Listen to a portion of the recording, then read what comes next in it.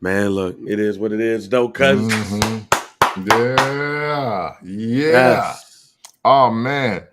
Good day to you all. Whatever day you decide to listen. If you're not listening to the live right now, like Mr. Delvin Dennis, we appreciate you. We definitely are the ones also.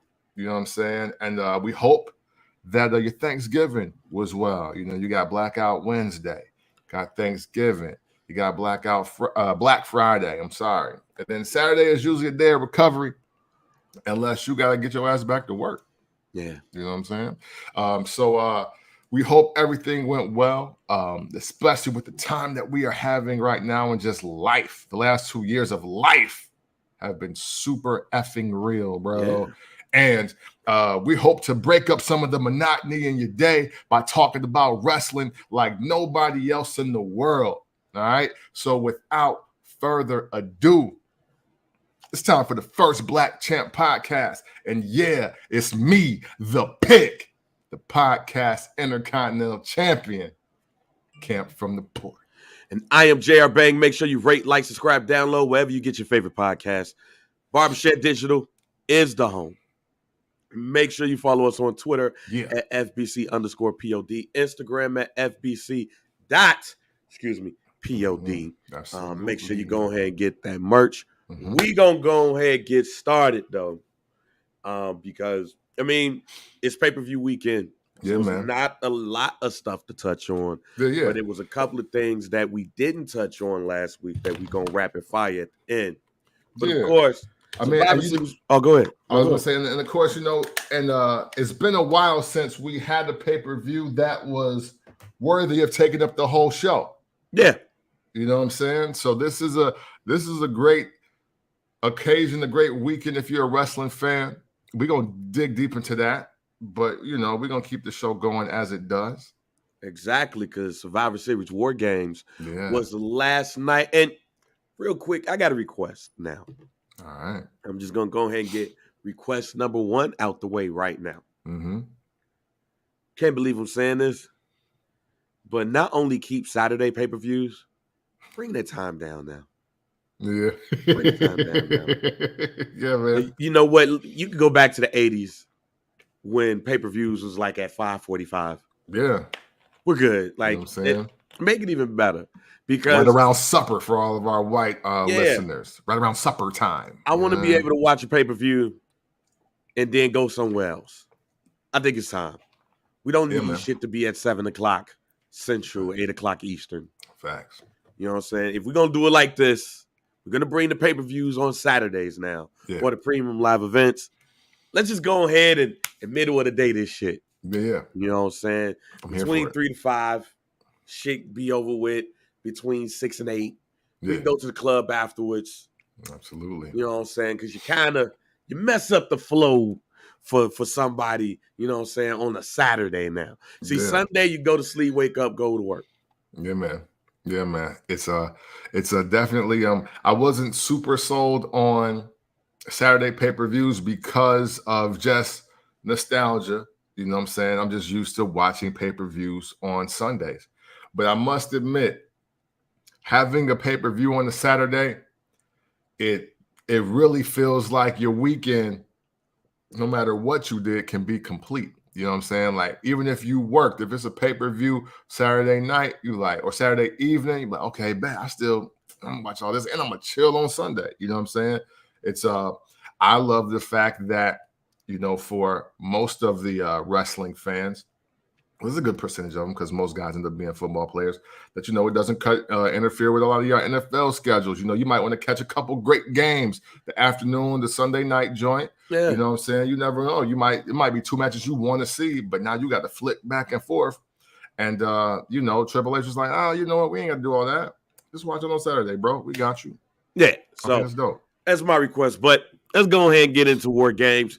Kick it off with the women's War Games match. Yeah, man. All right. Bianca Belair, Alexa Bliss, Asuka. Yeah. Who else was on that joint? Becky Rhea Lynch, Ripley, of course.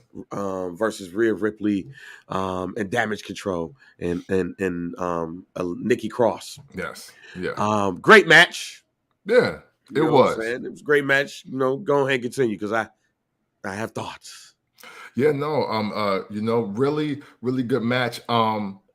The one thing I was worried about in this match, Bang, was all the NXT War Game women vets doing the exact same spots as they were going to do before that last night. If I said that all right. My bad. We are on the same page. Yeah, you know what I'm saying? So, and then because once I seen the garbage can, I was like, okay, we know where this is going. But I was pleasantly surprised. Mad kendo sticks, matches they didn't use. So, like, look, totally understand the unhingedness of Nikki Cross. However, she really became unnecessary in about 5 minutes of the match. It almost made me wish it was the 8-man tag because, well, what the fuck are you doing, ma'am? What are you doing? But even though she did have a really funny part, and we'll talk about it. But I was just like, look, my thing about War Games is this, and even as I had watched the real War Games, no disrespect WWE, but I watched the real War Games, and I never put myself in the mind of, oh, yo, person number 3 just got to throw shit in there. And that's how we gonna do this. Like, hey, yo, I just gotta throw mad shit in there. I just gonna throw lids and tables and garbage cans. It's like, yo, what happened to just showing up with the chain wrapped around your wrist? You know what I'm saying? What happened to having the knucks on deck? Like, hey, yo, I'm coming out with a 2x4 so you know the vibes. Like, like, what's all this shit under the ring? We about to waste about a good 45 to 52 seconds just throwing shit in the ring. I'm not a proponent of that. If we gonna steal shamelessly, let's steal shamelessly the right way and take all the great things about the original, the OG, the real War Games, and we bring them into these matches moving forward. I'm gonna save that towards the end. There we go. But and I forgot Mia Yim, and I didn't mean to forget Mia Yim. Oh, sorry. Because Mia Yim was looking very good the other day on SmackDown. Yeah. And she got busy too. You know what? I'm gonna be honest with y'all. Before last night, full transparency, I didn't really fuck with Mia Yim like that. Okay. You know what I'm saying? Like, I just didn't. I don't know what it is. It's not that she's terrible. I just thought that maybe, just maybe, that they were billing her a little bit too big for her britches, right? Okay. However, though, she got in the match, started kicking ass. I kind of feel like Boston was hating. So it's a catch-22 here. Mm-hmm. You're right. You are 100% right that Mia Yim, I think, is getting a bad rap on her return. They're treating her like the Who Is You. Yeah. And I think Michael Cole and Corey Graves did an amazing job at putting her over, calling her maybe possibly the wild card of the match. Mm-hmm. With that being said, you are also 100% right that Nikki Cross was not needed for this match. And quite honestly, Mia Yim wasn't either. True. No, true. Like, you didn't need either of those two. Like, they were the throw-ins. I know that when we first did the predictions, we was like it was going to be Becky Lynch. But then you made an interesting point last week that said that Beth Phoenix makes more sense because the Rhea Ripley connection. Yeah. And even I was looking at Rhea like, you don't really need to be here. Yeah. It was really Damage Control versus Asuka, Bianca Belair, and Alexa Bliss with other people added in. Yes. It's not really a connection, so to speak, even though Nikki Cross, beat up. Like, she beat up Bianca Belair. She beat up Bayley. And then she was like, oh, I'm going to mess with y'all over here. Like, with that being said, the match was dope. Yeah. I do agree with you, too, as far as the same similar spots, right? Mm-hmm. Because when they was about to do the massive power bomb suplex pyramid thing, I was like, see, Tired of this shit. Right.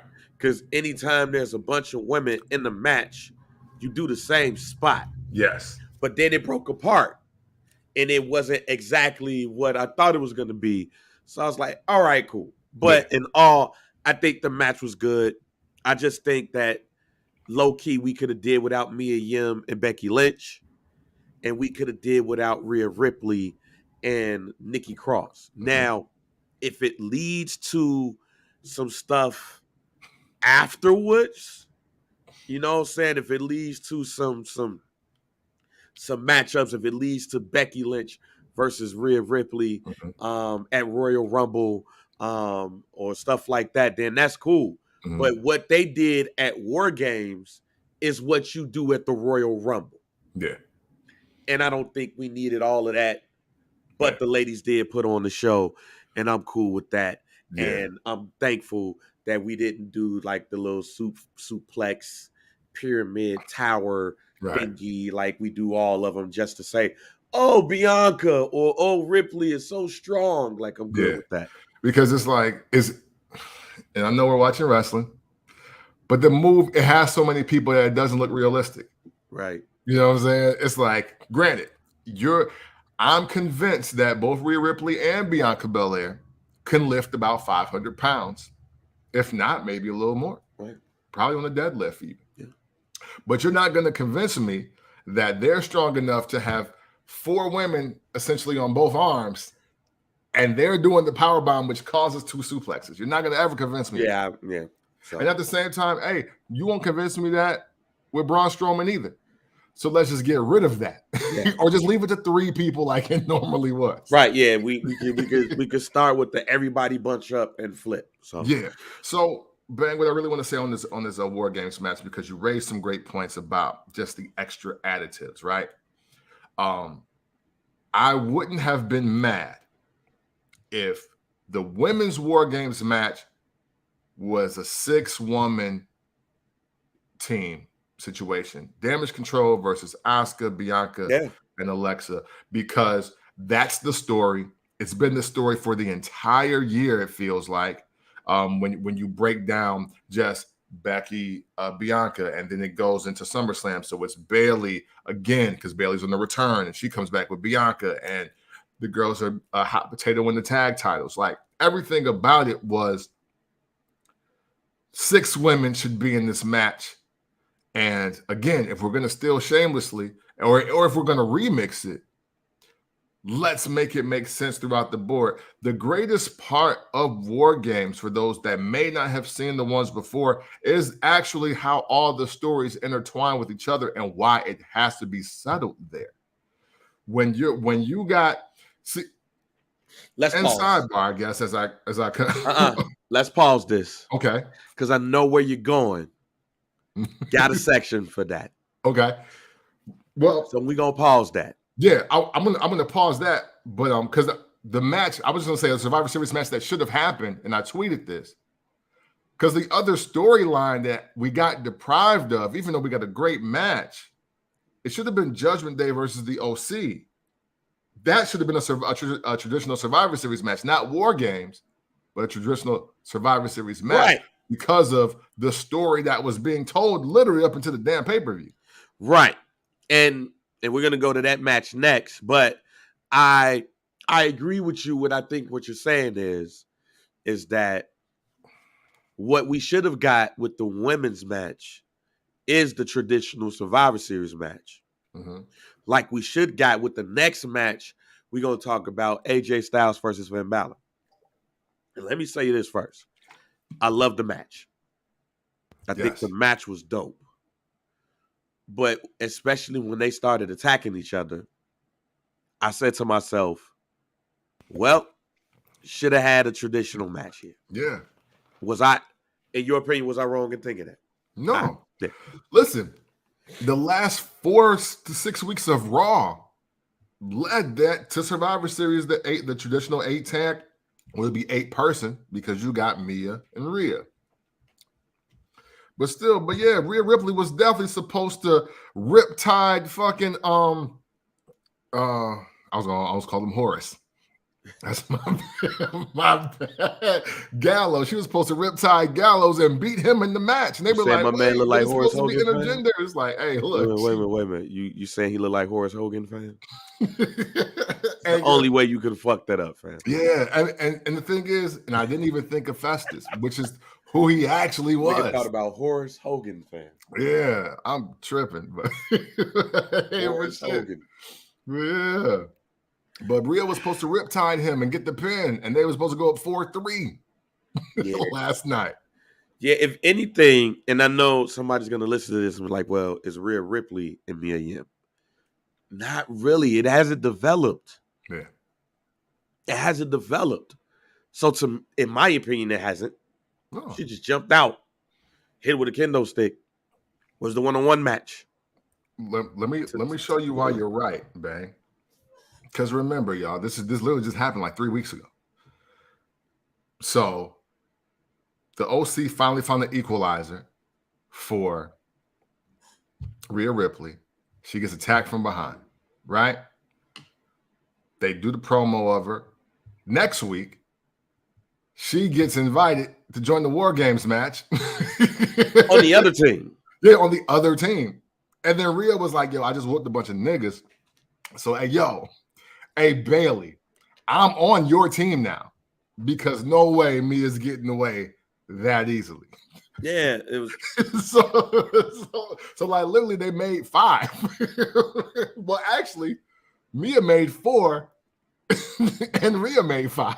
Yeah. So they needed one more person. That lets you know that they're not even building the story because the story ends up being, Becky Lynch is back. Right. So, but yeah, I think AJ Styles versus Finn Balor was a very dope match. Yeah. I am interested to see how this goes, though. Because, I mean, these two could give you a great match in a wet paper bag. Mm-hmm. Yeah. But AJ needed a win, but is this feud over? No, it feels like this should not happen anymore, but you want it to because of the quality of the wrestlers that you have in this match. But Dom and Rhea jump on Ray on Thanksgiving. So it's like, did y'all move on? Or is it like I don't get it. No, you know what? It's not over because let nothing distract you from the fact that AJ versus Finn Balor, it's AJ 2, Finn 0. So it ain't over. I mean, it's over as far as like, hey, every Survivor Series or every time they got a call in the match, I'm beating your ass. But again, this is why you build the 8-man joint. Yeah. And I didn't even realize Rey Mysterio was hurt. So that's a storyline that it just can't move on. I didn't realize I was like, where you get a boot from? Wasn't he just in the damn Yeah, my man came in they opened the door, he was putting on the mask, like, hey. He's like, hey, nigga. Y'all got a camera. Fuck going on? Close the door. Y'all ain't coming in. Question with the next match, Ronda Rousey versus Shayna Baszler. Well, with Shayna Baszler versus it might as well been a 2-on-1 handicap match. But I got a question for you. And let me know if I'm overthinking this. It's not that Shotzi's a bad wrestler, because I don't think she's a bad wrestler. No. Y'all have heard me on this podcast. Y'all know I love me some Shotzi Blackheart. Yeah, for sure. But she's not good enough to make Ronda Rousey look good. And there you go. And and you know what? That wasn't supposed to be her job. Let's talk about that. Like, let's talk about how when you're the champ, your competitors aren't supposed to make you look good. You're supposed to make them look good. And I mean, it's just what comes with Ronda Rousey. And now as she settled into character, now we have a situation, Bang, where the hype has died down. You can tell that she got her checks cleared and they doing what they want. And she's got more freedom of control. And I give her respect for having the right character that she needs. But she's still not good at telling stories with matches right now because her only gear is dominate. And with Shayna Baszler in it, it looks like bullying because you don't need 2 women to beat up Shotzi. Like, you just don't. There's only potentially 3 women that you would need 2 women for in the WWE. Rhea, Bianca, and Charlotte. Like, that's it. Yeah. Because they're billing Raquel differently than they did in NXT. You needed 3 or 4 bitches. I'm sorry. You needed 3 or 4 women to beat Raquel in NXT. You don't need that here. All right. Ronda's Huff, G. With a capital Huff. Huff. And I be giving her grace. Because I know she's not been in this for years. Right. But at this point, she needs to be the lead dog in the match. Especially with her being the heel. Yeah, man. She's not hot, fam. No. Woman's not hot. And it showed in that match because I was looking at social. Even though I didn't watch it live last night, I was looking at social and I saw people killing Shotzi. Yeah. And I was like, why? Yeah. She's the face. And they got 2 people going up against her, basically. Right. Ronda's supposed to be the lead dancer here. She ain't. Right. She's Huff. Yeah, man. And she just seems awkward. And I've said this on many occasions. She don't be wanting to sell to this shit. You can tell she don't be wanting to sell to this. Yeah. So if you gonna be Terminator 3, we need you to be good at looking like Terminator 3. And what I mean by that is just go watch Terminator 3. That's when they had the new robot thingy and it was a woman. Yeah. And she was no selling everything until the end. Yeah. Bruh. If that's what your character's gonna be, then be it. But you Huff. You look, man, I'm just gonna say this and I'm gonna move on. If the only time I'ma look good is with Charlotte and Becky, I don't need to wrestle. Because the minute you put me in there with somebody else, it's not gonna look as good. Yeah. It's like what I used to say back in the day about micro braids. When micro braids was popular. Micro braids used to make a fine girl look like a dime. A decent girl look fine. A ugly girl look cute. Okay. But it takes a while to put micro braids in your head. So you can't get them all the time. Yeah.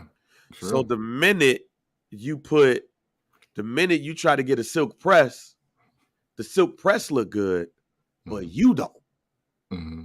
That's what Ronda Rousey is when it comes to wrestling.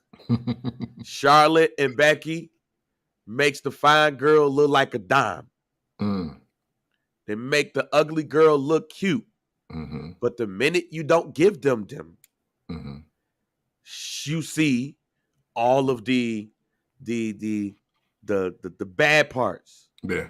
It's right there for somebody to see because you can't hide it.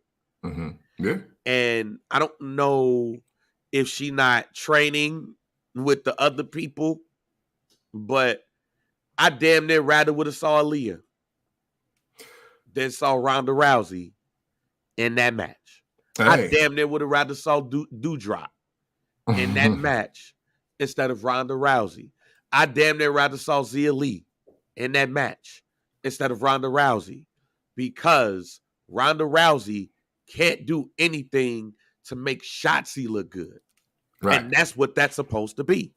So first shout to B-Dot, shout to Girl Dad Dividend, shout to Keith, shout to all y'all. Brandon, shout to you. I got the camera right here, so I'll be. Oh no, it's all good because because Delvin was like, just bring Doudrop back. I want to say two things. I want to say a few things, actually. Because one, you're right, all right? First of all, you're right. Homegirl Huff, she hasn't mastered leading the match, telling a story, any of that. We've watched Ronda Rousey sell in real life. However, it was Heidi Holm taking her whole head off. Like, and another homegirl taking her whole head off. And what's my Brazilian girl was going to take her head off. But she was like, hey, no, come back. You got one more match. She was like, no. Yes. It was Amanda Nunes. Yes, it was. She was going to take her head off. But she was like, no, come back. You got one more match. No, Dana said I could be in the Hall of Fame. Yeah. All right. And here's the thing. I think first and foremost, if that match just kicked off SmackDown on Friday, I don't think it loses any luster. I don't think it's disrespected at all, because this is where you are on the totem pole. It's like, hey, look, maybe people are coming out to see Ronda Rousey, but nobody's coming out to see Ronda Rousey wrestle because she's not a great wrestler. No. Right? So if Shotzi, Shotzi versus Ronda Rousey for the SmackDown Women's Championship started off SmackDown this past Friday, I think we all would have won, because you either just get a better match at the War Games pay-per-view, or you just don't get no match. And that's fine too, because everything around this was fire. So you don't really need this at all. This was the bathroom break. This was the let me check my tweets. This was the, hey, I'm gonna run and get some pizza real quick. Y'all want something? Like, it was that moment. Now, because you're right about Charlotte and Becky, I think now is the time to put her with women who can be just as stiff and somebody that you really try to sell on. I think Zia Lee would kick her hard enough where she would have to sell. I think Doudrop would slam the shit out of her so hard or splash her so hard she'd have to sell. See, we also got to remember this. Everybody that's been facing Ronda Rousey has been $125 or less. Like, Shotzi screams like you just pick her up and let that green hair just fly in the air every time. And the thing with that is, Ronda looks very imposing, and we know that she has some kind of background, but the difference between her and Brock Lesnar, Ken Shamrock, Dan Severn, even Conor McGregor, is that she really wasn't the greatest entertainer to begin with. She was just the first woman to come in and start beating up women. So, in a matter of speaking, we didn't know what Ronda Rousey could do. If we're being extremely fair, like, because she was winning matches with arm bars, and it's no disrespect to her UFC career, but even in her interviews, like, she didn't really sell a fight. Nah. It was just like, oh wow, this white girl is really beating up girls. Like, she's beating up other women. And then call the other woman a bitch a couple of times, and yeah, people love seeing women call each other bitches before they fight. It piques interest. I don't know. I mean, I know what it is. It's just something about that word bitch. It's like, soon as two women call each other bitches, we like, oh shit, it's about to go down. Fight time. Yeah, no, exactly. Hey, if Nia Jax had good knees, Delvin, I would put her right up against Ronda and let her leg drop her off at every fucking corner. But no, I'm curious to see what's next. Of course, y'all know, if y'all been paying attention to the First Black Champ podcast, my whole thing was this has got to turn into Shayna versus Ronda eventually. I thought that was going to be a night one of WrestleMania. Maybe they speed this up to the Royal Rumble. I don't know. That match and how that all played out with basically Shayna Baszler helping her win the fucking match, and the odd spot of them landing on fans, they had to be from the Performance Center, because ain't no way never mind. I'm not even going to incriminate myself on this damn live stream. Like, that ain't happening on my watch, and I'm just laying there. Okay. Yeah. But I do wonder what's next, because to Bank's point, Ronda Rousey's so huff. I don't want to see her wrestle nobody. I definitely don't want to see Ronda Rousey versus Raquel Gonzalez. No, not. Yeah, I want Raquel Rodriguez. Oh, well, yeah, Rodriguez. No, but she got two different names. One of them. Yeah, I want the NXT Raquel to show up. Raquel. I'm only accepting the NXT Raquel versus Ronda Rousey. I don't want her to. I'm tired to see her smile as a face. And I miss my Raquel Gonzalez powerbombing the shit out of you.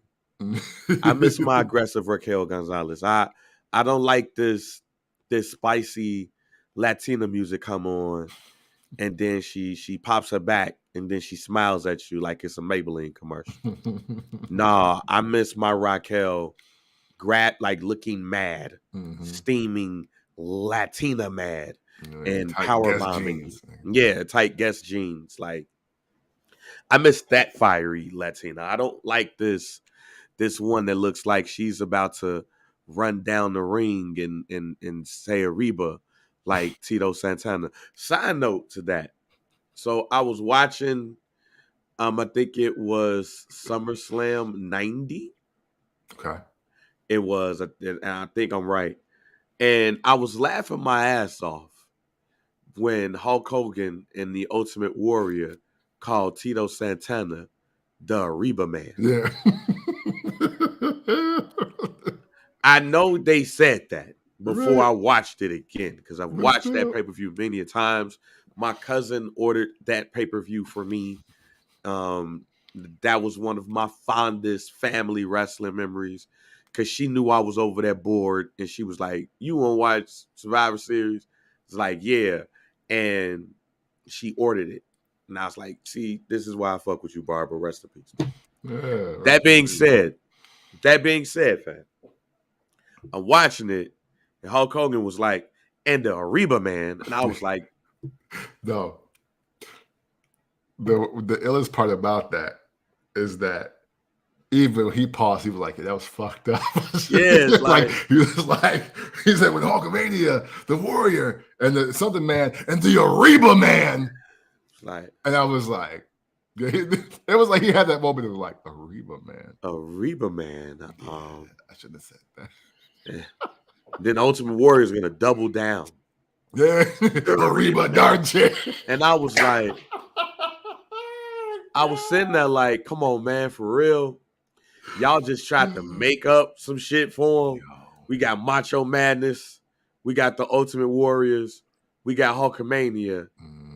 And we got the Arriba Man. Yeah, the Arriba Man. Ooh. Hey, yo. Ooh. Hey, yo.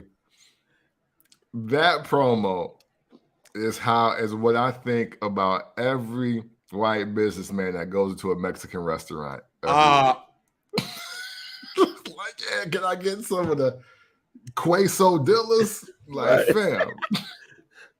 What do you call this? What do you call this? Carn Asda? Yeah. Carn Asda? Can I get carn Asda and beans? Right. Oh my God. Yeah. I think I want that. That's the Arriba Man to me. I looked at that and I was like, man, y'all wow, fam. Y'all. Yeah. And Tito Santana got to sit there and eat it. Like, right. You know what I'm saying? I guess I'm the Arriba Man. You know what I'm saying? But next we'll go get some enchiladas. Right. And we're gonna take down $1 Million Man. Arriba. I digress. All right, man. And possibly, no, Keith, we do not want Raquel to cut. See, it's about to move on, Keith. It's about to move on. No, we do not.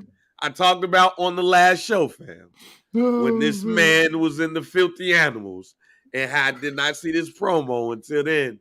He told old girl, Tigress, he said, touch my shirt. That's enough. Like, nah, we don't need her going to Reba La Raza. We don't need Orderly. We don't need none of that, fam. Conan is the greatest. We're way past that. We don't want. Basically, we don't want her to be stereotypical Mexican. We don't want her to be a chola. We don't want her, painting her eyebrows. We don't need that. We don't need. We don't need the what's that? The eyeliner around the lips. You know what I'm saying? We don't need me Vida Loca, fam. You know what I'm I saying? just need her to stop smiling. Just be la mujer. You know what I'm saying? Yeah. That's enough. Like, hey, I'm mujer. He said, hey, yo, Conan. No, I'm saying it. Sorry, Ray. Conan is the greatest Mexican wrestler ever in life. Hey. He's the greatest. Conan is the greatest Mexican wrestler ever in life. Ray, you could be number 2. But you know why? You know why Conan gets to be that for me as well? Because Conan reminds me of the Mexicans I knew. Yeah. I'm sorry, y'all. Okay. We hit the tangent part of the show, ladies and gentlemen. I don't want this to sound racist at all because Mexicans say nigga. Yeah, for sure. So y'all can't get mad. All right? And I know he's not Mexican. He's Cuban. They built him as the Mexican superstar. But we didn't know that growing up. No. Remember when he used to come out like the guy from Street Fighter? They build him as a Mexican wrestler. So yes. That is my bad. If he's Cuban, he's the greatest Cuban wrestler ever. Yes. Ray, you're back at number 1. But WCW built him as Mexican. No. We're not doing that, Camp. We doing this in wrestling purposes only because Yokozuna is the greatest Japanese wrestler of all time. That is a fact. He is still the first Japanese WWF World Heavyweight Champion. He is. He's not the first Samoan Heavyweight Champion, fam. Because he did not win it as Samoan. He won as Japanese. He won it as he's Japanese, right? So that's 1. 2, everybody in WCW, when his ass popped up, said this is Mexico's greatest luchador, fam. They negated the Cuban shit. Yeah. And he did too. So Conan is the greatest Mexican wrestler to me because he was authentically what I knew of Mexicans at every point in my life until I grew up. All right? Until I grew up, I saw the only thing Conan did not wear, and I applaud him for this, is Mexican Jordans. Not wear Mexican Jordans. Conan did not go and get the weird-looking Jordans. No, he wrestled in Chucks or wrestling boots. Yeah. By the time he joined the NWO Wolfpack, all right? Yeah, man. So, Bowdy, and Rowdy. Matter of fact, you're right, Keith. The greatest Cuban wrestler of all time is Razor Ramon. Yeah. Hey, you're right. Cuban Assassin 1. Right. And even though Ric Flair called him a white boy in WCW, that was Sky Hall. Look, Razor Ramon is the greatest Cuban wrestler. We don't make the rules, fam. Right. Yoshi Kwan was a white dude, bruh. Yeah, man. But when Yoshi Kwan came out with Harley Race, Cactus Jack, he was Japanese. Yeah. Hey. Nikita Koloff is the greatest Russian wrestler of all time. Yep. He ain't Russian. All right? But he's the greatest he's the greatest Russian wrestler we have. And Ivan Koloff is number 2. Yeah. Guess what, y'all? Ivan Koloff ain't Russian either. No. No. Hey, I ain't gonna lie. This doc sent me. I was like, wait a minute, man. How come he? Right. Like, this man's an American. Right. He sounds as American as apple pie. So I'm sorry. Wrestling did this, not us. Yeah. Yokozuna is the greatest Japanese wrestler. Yeah. Razor Ramon is the greatest Cuban wrestler. Yeah. Conan is the greatest Mexican wrestler. That is a fact. We didn't make these rules, ladies and gentlemen. No. Nikita Koloff, greatest Russian wrestler. Yeah, he is, Delvin. Right. Delvin. He's the greatest sumo I've ever seen. Yeah. And you know who's number 2? Earthquake. There you go. You know what I'm saying? Wrestling. Yeah. And The Undertaker died and came back. You know what I'm saying? We didn't make these rules. Luciferian rules. I don't know. Right. We didn't make these rules. So let's move on to probably the most controversial match of the night. Yeah, man. Being that he had just lost his Money in the Bank, trying to get the U.S. title that he used to have. Also, being that they used his Tritantron as an advertisement. Yeah, man. Nobody had this on their bingo card last night. If you had this on DraftKings, yeah, salute to you. Salute to you. But Austin Theory is now your two-time Intercontinental U.S. champion, which is also, as we say on First Black Champ, the Raw Heavyweight Championship of the world. What the hell was Triple H them thinking here? You know what? I won't lie. Even though I didn't call this one, I'm glad it happened. Because I'll say this. Bobby Lashley, Seth Rollins will never get old. And we've proven that. And anytime Seth Rollins is in the match with more than one person, he's going to do some wild shit that you just can't wait to see. In this moment, Bang, when you think about it just from a wrestling perspective and what are we going to do tomorrow? Not only was that the right choice, that was high-key the only choice, especially the way he won. Because shit, Bobby Lashley helped Austin Theory win the U.S. title last night, and Seth Rollins is taking himself firmly out the picture. So again, I'm going back to a guarantee that Seth Rollins is winning the damn Royal Rumble, and he's facing the Tribal Chief at WrestleMania. Because that's the only reason why you let that happen. That's the only reason. But you know what though, Bang, also? Because we can't deny it anymore. He can still be who he is. Seth Rollins is the face now.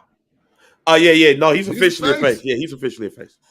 And right now, Triple H wants a heel champion that people actually hate because, look, I'm not convinced that Roman Reigns is a heel either. So you got to have, and I think even to your logic, you were speaking to this. There's usually a heel champion and a face champion. Yep. But you got two guys that's so good at being heels that they're getting over anyway. So, and Bobby Lashley, again, we love this. This is the First Black Champ podcast, all right? Don't get it effed up. This is the First Black Champ podcast, and we love black champs. But really, Bobby Lashley coming out and beating up somebody every week is just fine with me. Yeah. Because usually you're in the title hunt or they got nothing for you. And they're like, Bobby, just beat somebody up today. All right. and he's keeping his job. It don't matter if they're 200 pounds or they're 400 pounds. Yeah. Bobby Lashley beating up somebody every week, and I love it. Austin Theory, because we could use his whole name now. The lady said, I'm glad he stopped taking the selfies. That was kind of slur here. And I don't know. Maybe maybe he's not so bad now. And I was like, oh, so you just had to stop taking selfies and take off the shockproof vest that Roddy Piper had on, and now you messing with him? I'm like, hey, who knew that would work? I'm conflicted. Mm-hmm. I get it. Not in a bad way, though. It's not in a bad way. It's now that the Raw Heavyweight Championship is back to being the U.S. title. Mm-hmm. This goes back to what I said months ago.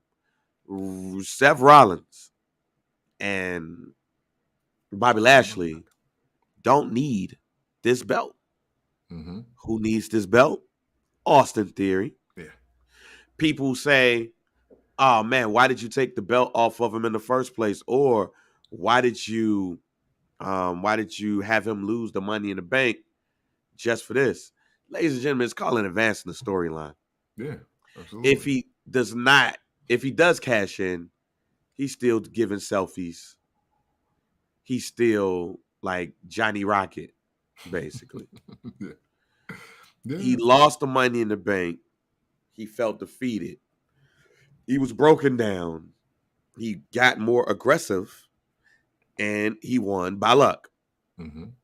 You know, I wouldn't have had him won the way that he did with the spear and him just falling on Seth. Mm-hmm. But with that being said, all of this happens because he loses Money in the Bank. Yeah. It's called advancing a storyline. Y'all should realize that's what this has always been about. Yeah. Advancing storylines, advancing characters. WWE just don't do wrestling over here, buddy. Right. Yeah. They have storylines and advancing characters. It's called character development. Yeah. And whether we like it or not, it's different than what are they doing. Right. They changed the character subtly of Austin Theory. Yeah. And now he's the champ again. Just like they subtly changed the character of Seth Rollins by having him go back to the blonde streak. Yeah. That's why they subtly changed the character of Bobby Lashley wanting to beat everybody ass, because y'all cheered for the white dude and I whooped his ass. Yeah. But y'all can't cheer for me like y'all cheered for the white dude and I whooped his ass. Yeah. And I was champ. Right. What are we doing here? And speaking to all of everything that you said as far as character development, see, like, you know, what the other company, AEW, tends to do is that people will lose a match, win the match, and they just show up Tuesday or Thursday and they just somebody different. And you're like, yo, I didn't know you could do that like that. You're just going to hard stop and just, that's who you are right now. Okay, bet. The only person to do a hard stop in the WWE that made perfect sense was Edge. And I'm going to leave it at that. But, however, you know, when Vince McMahon decided to step away because the streets got too hot, everybody was like, yo, what's going to happen with Austin Theory now? He's obviously not going to win or get this or get that, whatever. Roman went out there, cut a promo, got some great merch out the deal. And then Austin Theory was kind of lost in the shuffle with his money, but he's the Money in the Bank holder. So if the narrative was, damn, Austin Theory win all the time, it's because Vince in his pocket. What better thing to do than to make him lose every time, can't successfully cash in, know that his cashing is going to go left from the door, and still lose it taking the easy route. So now he got nothing, nobody, and what's next? Well, be the U.S. champ. And you know what I think that he should do? Because, again, Bobby Lashley and Seth Rollins have done an amazing job at putting Austin Theory over in this entire space. And so did Booker T before the event started, so the Corey Graves on the table. But you know what? You know what's next for him to do now, in my opinion, Ben? What's that? Invite John Cena out for the invitation. Be like, hey, I'm exactly where you were at 24, 25, except I'm over and I'm the champion. You was got to get fired. So well, let me prove I'm better than you, since you're really Vince's boy, not me, you. So now I'm beating your ass for my U.S. title. Hey, man, John Cena got to whoop dude's ass about the Jorts comment. So yeah. he said it's 2022 and you a grown ass man wearing jorts. And you stand there like he didn't even move. Yeah, so I almost think we could pencil that match in. Yeah. And I think you had to get to where you at right now to start to get to that point. Yeah. And then John Cena is going to start giving, when we get to that time, John Cena is going to start running him down in promos saying that, oh, you have the look, you have the talent and all of that. But what you don't have is heart. That's what you don't have. You don't have heart. You actually remind me of me before I got heart. But I went to the Wizard of Oz and I got heart. Oh, no. Wizard of Oz. And you can too. But you're not going to get it through me because I'm going to bury you like I did Rusev. Yo. At WrestleMania. I'm going to bury you and take your United States Championship like I did Rusev. Bury you. It's over for you, Austin Theory. So,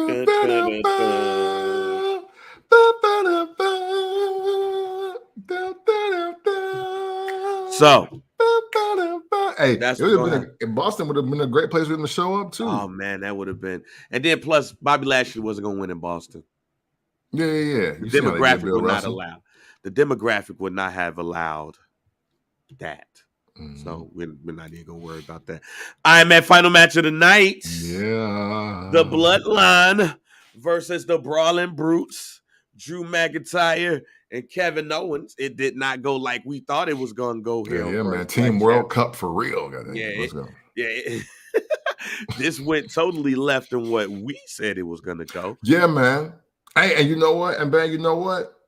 I'm happy to be wrong. Yeah, I'm happy to be wrong. I think the premise of our premise was correct because this match was all about Jay and Sami. The match was all about Jay and Sami. And that's what we expected. But I am glad that Triple H swerved us. Two longtime wrestling fans, literally decades in, know the original War Games, know the original Survivor Series, know factions, know turns, almost feel that our predictions can be fact at some points in the last 5 years and change on this show. I am happy that Paul Levesque swerved me. Honestly, the ending of this match raised this pay-per-view to me from great to damn near flawless. Yeah. The one thing that I will say about this War Games that we didn't get with the women, and that when you look at the WCW War Games more often than not, it was the storyline and intrigue. Yeah. The WWE pay-per-views gave you a whole bunch of wrestling, a whole bunch of spots. Yeah. This right here felt close to WCW War Games. Is I think we ever gonna get. Or it's what we're going to start to see going forward. Because every War Games you had a question that you had to answer. That I love. It was Brian Pillman too small for War Games? Yeah. It was does Sting them have enough firepower to go up against the greatest group at the time in WCW? Yeah. It was, does Colonel Robert Parker and Ming get involved? Also, it was the storyline of Dusty Rhodes and Dustin Rhodes teaming up and father protecting son. It was the Battle of Hulkamania to save Hulkamania. It was Sting, and is he really down for WCW? Which I have to say again, while it was a great storyline, as I'm older, it was dumb as hell. Still got to say that again. Sting never turned on any of the people he was in the match with. Literally on both sides. Yeah. He never turned on any of them. And y'all questioning him? Y'all questioning the franchise? Yeah, man. When Sting said that wasn't me, you should have said, you right. Yeah. It's like, you ain't never been on that kind of stuff. That's a fake. Yeah. But no. And out of all of the people, Lex Luger leading the charge, Stinger, you out here fighting against us, man. Hey. Sting, like, fuck is you talking about? If you tell a lie long enough to enough people, man, like all of the best ones have that storyline with it. Mm-hmm. Even the older ones, like, yo, you're putting the Samoan SWAT team in a match with a cage, bruh. No, they savages, right? James J. Dillon, like, yo, is he gonna survive? Because once they get to him, y'all know it's a wrap, right?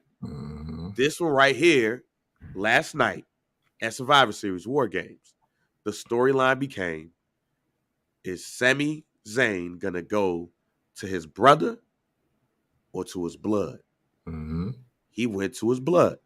And the way that they did it was so crisp and clean.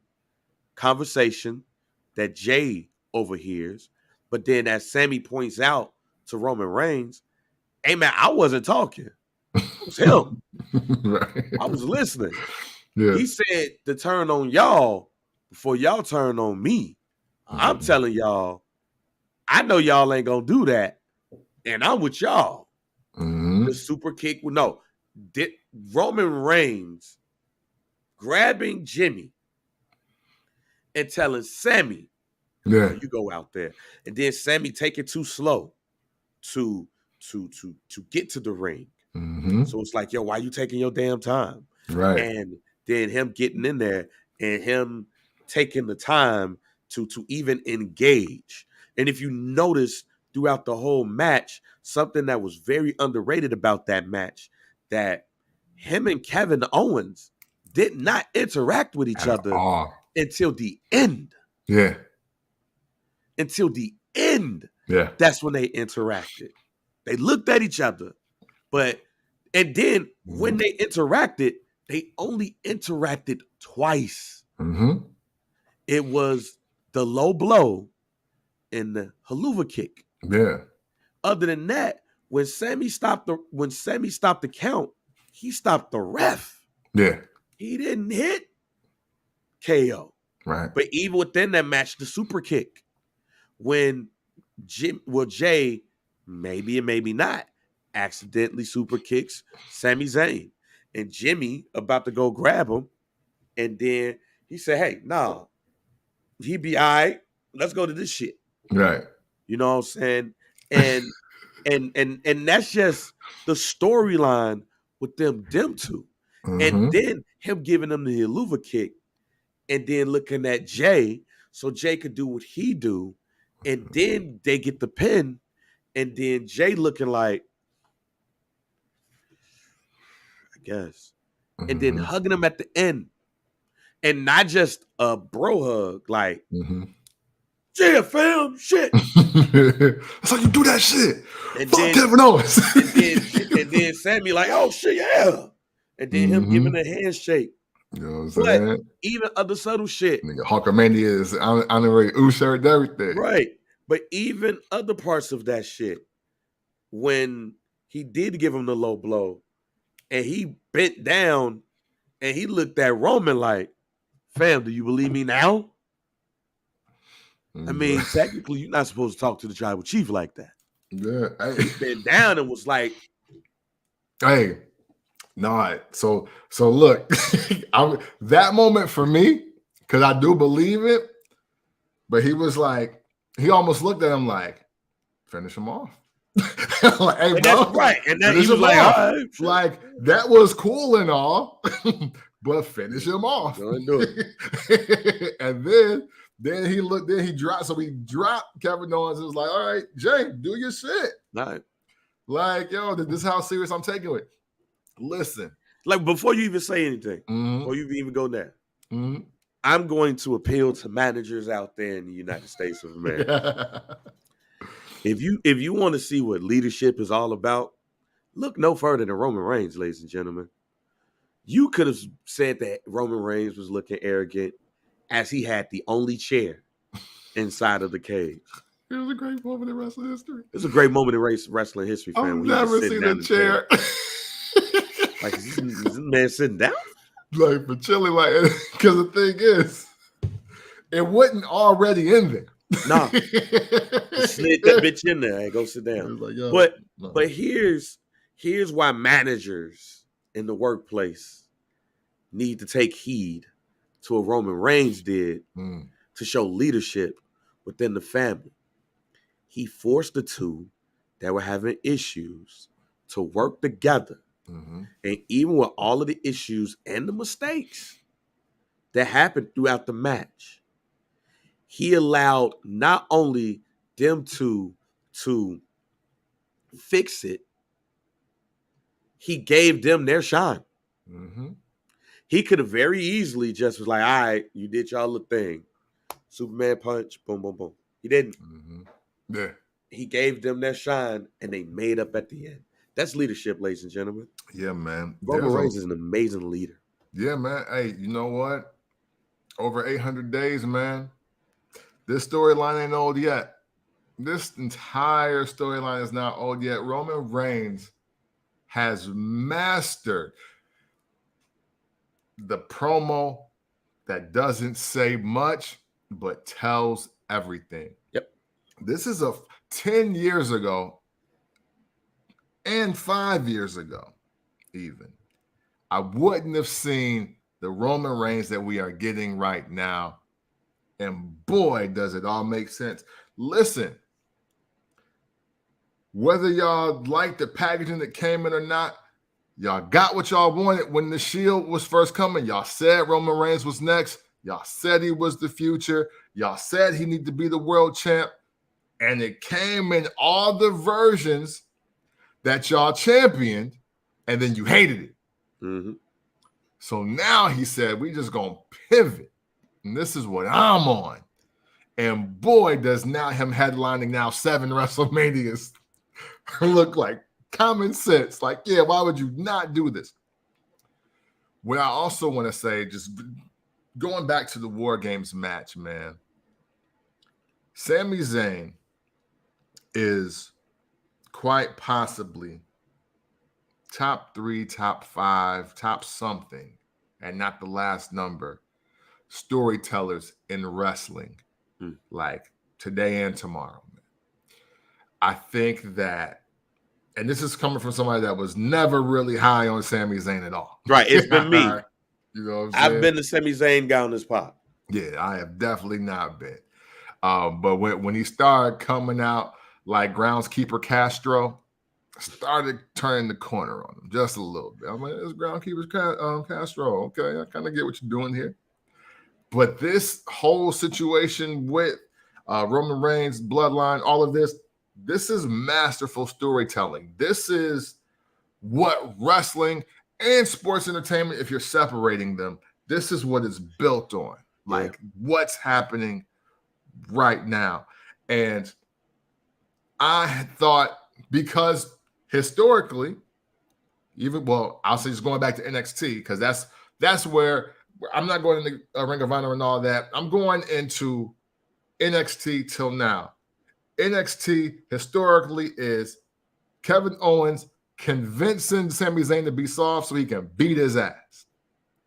And no matter how many times Kevin Owens beat his ass, Sami Zayn remains loyal to his friend, and he keeps getting his ass beat. He don't get title shots. He don't get title chances. He just get his ass beat and a chance to be friends with Kevin Owens. Yep. Last night, Sami Zayn finally said, yo, they down like I'm down. Like, they wouldn't do this. They wouldn't do the kind of stuff that Kevin Owens did to me. And I got to respect that. Because they don't even know me as long as Kevin Owens did. And he be fucking me over every chance he get. I got to flip the script. Look at my shirt. I got to flip the script. And he did that. I'm happy for Sami Zayn, the character. that you stop being manipulated and hold by a person that calls you friend and that you call him friend, but yet shit keep happening to you. That's the other layer of storyline being told here. If y'all haven't been aware, just look at 2015 till now. Look at it. Sami Zayn has always been on the short end of the stick of the Kevin Owens Sami Zayn feud. Always. Yeah. But now we got reinforcement because look, the Brawling Brutes ain't gonna show up for Kevin Owens next week. Nah. Drew McIntyre ain't either. He gonna be solo dolo. And Solo Sikoa about to beat his ass for Sami Zayn. Look, man, I even go as further from a perspective that we know to make more sense. Sami Zayn and Kevin Owens is the reason why people leave their family and turn to gangs. Yeah, straight up. Man, y'all been fucking me over, fam. Like, I try to come up in the house and wash the dishes. Mama, you yelling at me. My daddy ain't here. You know, my brother taking my clothes. Nobody's fighting for me. But you know what? These GDs are showing me what family can be. Right. I'm going to become a GD today. Rakes. Bless me in. You know what I'm saying? And you down. Hey, layers. That's why this storyline is so great, because it's literally the layers. Like, obviously, Roman Reigns wasn't even the focal point of anything going into War. No, he was not. And that's what makes this so dope. My man could have took the day off. Yeah. It's like, yo, he got this moment and he got his shit off. But really, this was all about Kevin Owens, Sami Zayn, Jey Uso. Is the bloodline really accepting the non-blood member? And it's the layers. Like, nobody else mattered. Nobody else mattered. Even though I thought Solo Sikoa had a really great showing against everybody. Hey, let's say this, though. Solo Sikoa is number 2 of the bloodline. Yeah. He's number 2. Yeah. He's the real enforcer, right-hand man. He is Arn Anderson to Roman Reigns' Ric Flair, G. Yeah, absolutely. And it's the perfect role for him because he doesn't have to say much. Hey, look, I even like the role that Jimmy plays in all of this. Jimmy's literally like the, hey man, we need to all get along because shit can go left. Yep. Like he's like, hey yo, I've been on the outside. Shit's fucked up. Like, y'all need to chill. I need to chill, fam. We ain't got no time for this shit. You know what I'm saying? All right, man. Look, we beat around the bush. We had already started. So before, like, it's really, this podcast is really war games and some AEW shit we didn't mention last week. We're gonna rapid fire that. Yeah. But what are your thoughts on the WWE's version of War Games? I know we kind of talked a little bit about it last week, but now seeing it on the main roster, what are your thoughts about this version of War Games? It's good. However, this version really needs story. We saw, obviously both of them had a story, but like the main event was the story. Stories always made War Games for me. I'm always going to stand by that. And again, I'm not here for the weapons break. Just get rid of the weapons break, get rid of the spots, because shit, for the most part, it wasn't no spots really in the Bloodline Brawling Brutes. It wasn't.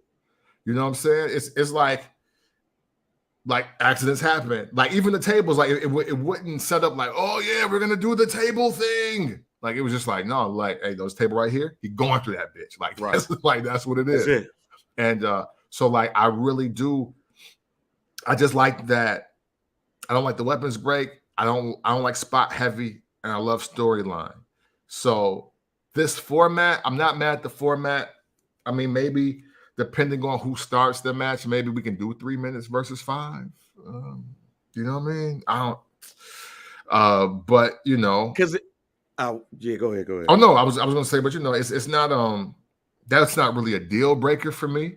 It didn't, obviously, the multi-billion-dollar conglomerate that WWE is, it can't look that grimy. It can't look that like, you know what I mean? Somebody gonna get their ass whooped outside type of feel. You know what I mean? So I get, I mean, the production is production. You can't do nothing about production, you know. But shit, I mean, hell, part of me even feels that if they did War Games at a house show, it might have just the feel that I need. I don't know. We'll see. I don't want to sound like I'm hating here. Okay. And I'm not penning what I saw last night. Totally. Okay. But I need my War Games with a cage that's not open. I need my War Games without you spending 2 minutes to look for household items as weapons. Yeah. And I need my War Games to start faster. All right. I need Brian Pillman jumping in and attacking Barry Windham and Barry Windham bleeding 5 seconds in the match. I know we're not blading, but I'm just saying that's how fast I need this to start. I got you. I need this to start like it's WWE 2K22 and you got 2 finishers already on deck, both of y'all. I don't need this to start methodical. It's going to become methodical as the match go on. Yeah. It's going to become a thinking man's match while the match is on. But the first 2 people need to be out there getting it. Yeah, I got you. In both matches, I saw them trying to fill each other out for 5 minutes. And then I need my people to come in like it's a hot tag. Yeah. Unless you're telling the story of Sami Zayn and Jay, do I trust this dude? Or do I even want to fuck with him because he don't trust me? Other than that, House of Fire. I need all of this. Yeah. I need the jumping up and down. I need all of that. Yeah. I need the points. I need all of that.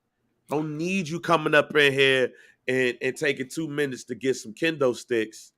And then you go up in there like, who should I attack first? Do it. No, I need you out there. Yeah. You just remind me of my fleeting thought. Why did they not put War Games in the Hell in a Cell cage?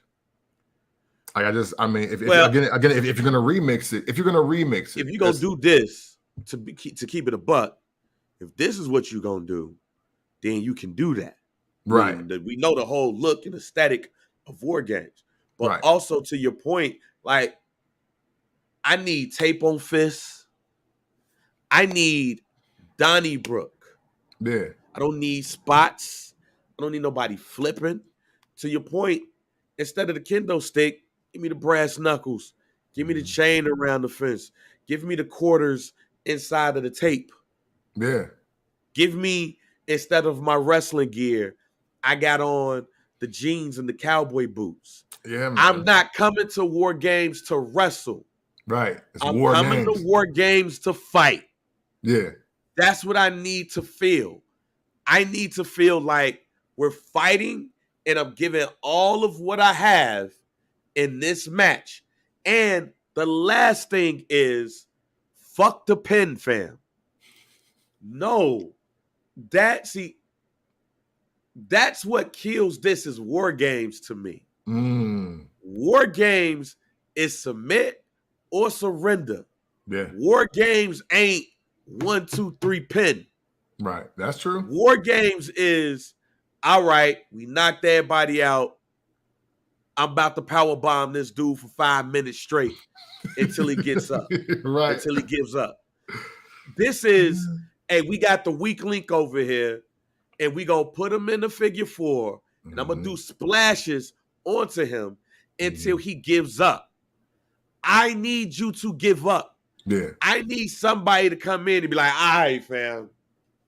He done. It's a wrap.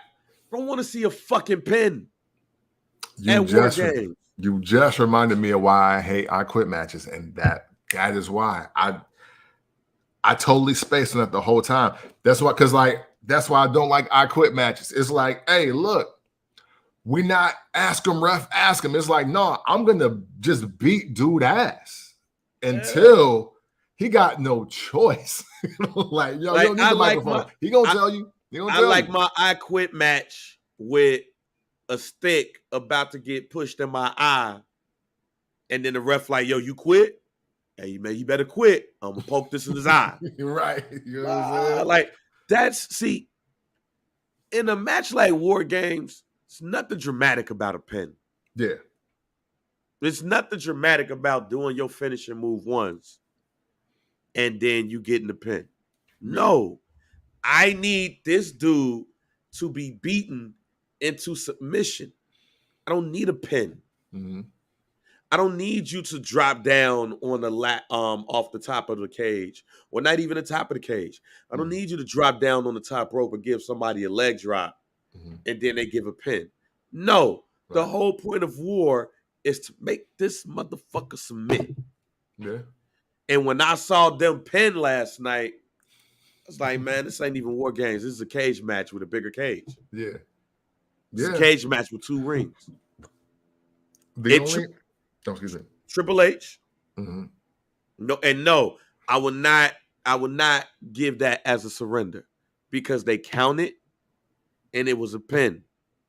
No, I don't need the crowd going 1, 2, 3. No, I need you to be beaten into submission. I need you to submit. I need Gary Michael Capetta to get on that mic and say the match concludes at 39-40 due to Kevin Owens surrendering submitting, tapping out, or Drew McIntyre don't want to see his mans get beat up no more. The winner of the match is the Bloodline. Yeah, you know what I'm saying? Like they got like sacrifice Butch or something like that. Like, yo, they got Roman Reigns choking them out, and the Usos took out Ridge Holland, but now it's Solo and the Usos and Sami Zayn versus Kevin Owens and Sheamus, and it's a wrap. They was like, yo, I'm not letting them go. Because the whole part of War Games is the cerebral aspect of it. It's, all right, we now got our opponent in a certain way, then now we can end this shit. Yeah. So go ahead, put him in the Cobra Clutch with the kendo stick. Yeah. And then you drop kick him, and you continue to drop kick him until he or somebody outside says, that's enough. Don't need to see you pin. Yeah. I can watch a cage match for that. Yeah. That's my whole issue. Yeah. No, you're absolutely right. I wasn't thinking that far ahead, but no, you're right. Because it's War Games, and it's like, again, if you're gonna steal Shamelessly and remix it, we still need the original feel, because shit, even the fact that it is all those people in there and there's only going to be one pin to decide the match is kind of wild in itself. Yeah, like it's 10 people out here, fam. What you thing about she War just Games, eliminated. Like at that point, you eliminate. You just eliminated. Like the whole thing about War Games is the war of attrition. Yeah. I didn't see a war of attrition last night. I just saw people fighting, and then it was like the match start. Yeah, and you know what? I will say this though. If they keep up with story, with the cage open, they are setting up for some hell of a plot twist surrenders coming up. They are. We'll see what those look like, and if it's going to be a man or a woman to surrender first. But they are setting up with the cage open, and with Michael Cole stating clear as day that if you escape the cage, that's a surrender. So next Survivor Series, I'm expecting greater moments or even a rules tweak. So Paul, we hope you're watching this, because we want to see We want to see the war games that we know you like. Right. Mm-hmm. We know you like that. You know you like WCW war games. Yeah, man. We need to see submit, surrender. We need to see an enclosed cage. If there is a weapon that's in there, it needs to be snuck in. Mm-hmm. Pull that shit out of some tights or some pants. Come with it already on you. Yeah. Don't take 2 minutes to get weapons and out the bottom of the mat and bring them in. We need to see aggression throughout the match. Mm-hmm. We don't need you to feel each other out for the first 5 minutes. We need you to be beating each other asses. We need to see hot tag type moments when people get up in there. Yeah. We need cerebral when Marks get tired. Yeah. And at the end of the match, we don't need somebody to get pinned to 1, 2, 3. We need submit or surrender. And that's how you win the match. All right, man, before we get out of here, we didn't talk about this last week. Yeah. And Keith, no, it would not look like too much like Hell in a Cell. You know why? Because War Games, technically, is the first Hell in a Cell. Yeah. That's where this shit comes from. And so it's a lower cage too. Right, and it's a lower cage. So with the enclosed cage, you can use the top of the cage to your advantage. Yeah.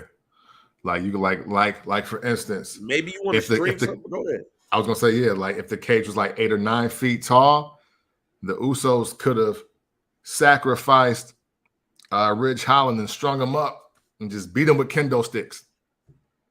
And that had been it. Like, you know what I'm saying? Hey, look, hey, we got them hung up. We got them hung up just like this.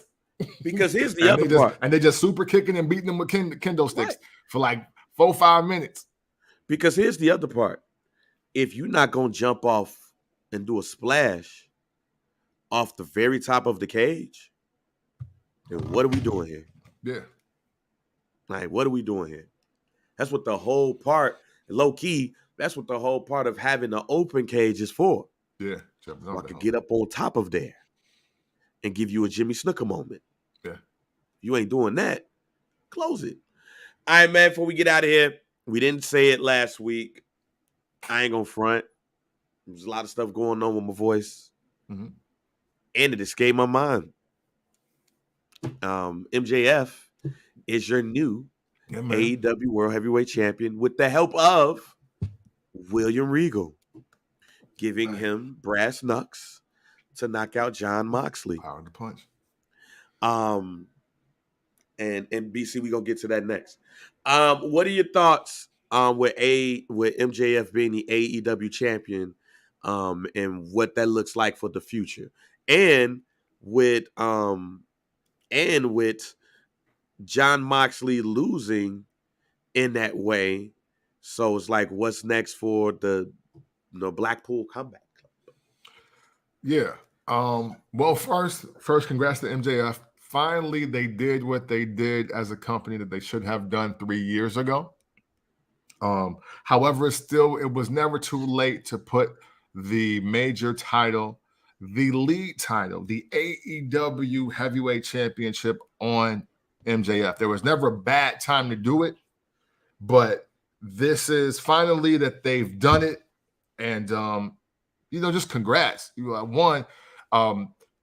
For me, this is the step that lets you know that the AEW is sincerely about the future, not only of just wrestling, but the future of their company. Because you got this young talent who got options. Be clear, he got options. Yeah. He don't have to be there. And you're putting your bet in the house on one of your pillars, right? One of your pillars. But it makes sense. So as far as the Blackpool Combat Club and all that other shit, bang, these niggas change their storylines on Thursdays. I mean, no, they change it on Saturday mornings. And they ain't got no programming on Saturday morning. I don't give a fuck about none of that. It don't even matter. Because they just going to decide on Tuesday, they're going to do something else. Yeah, yeah. Like I wish I could say, damn, what happened to the storyline? But we literally watch, and I tune in and out. So don't get me wrong. I'm not coming here as an AEW like extensive, detailed talker here. But I've literally watched where like one dude was in a faction, and then he was just with another faction. and they didn't even blink an eye, like, oh yeah, he's down with them now. We watch the Nightmare Collective turn into a family business. They'll turn into a couples thing. Like the Dark Order, they just was like, and granted, I thought the Dark Order should have ended when RIP Brody Lee passed. And I'm sorry because I know Luke Harper passed. And they didn't do that. But what they did with it afterwards was honestly is worse to me. And then the what's my man, number 10? He just dipped. Yeah. He just turned he just like, yo, I ain't doing it. It's like, oh. Dropped the mask to the kid. Yeah. Sean Spears. Yeah. So yeah, I can't say the storylines matter. I'm sorry. Go ahead. Yeah, that's the only thing I don't like about MJF winning the championship. Because you changed the storyline within it like 2-3 times. He turned face he didn't turn face in the match. Right. He turned face during the promotion of the match. And then it's like, is he heel again? So, like, is it going to be Ricky Starks or Ethan Page? Like, it should be Ricky Starks, but I don't know. It's hard for me to get pumped up about MJF being the champion when the storylines don't match. Exactly. The storylines are never cohesive. Yeah. It's just like, okay, we just go do this tonight. We're going to do this tomorrow. He's the champ. Okay, we just going to put him in random championship matches.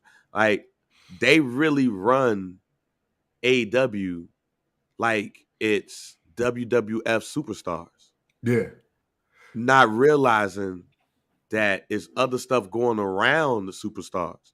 Like, every once in a while, you see that random ass match on Superstars where it'd be like, Coco Beware takes on the $1 Million Man, Ted DiBiase. And Coco Beware is not necessarily a jobber, but why did they get here? Or even better yet, I'll even use this. Like I said last week, WrestleMania. Like, is that random? Like, the random? AEW treat their entire card like the random matches that used to be made in the 80s, early 90s WrestleManias. Like, how did we get to Coco Beware versus Rick the Model Martel? Yeah.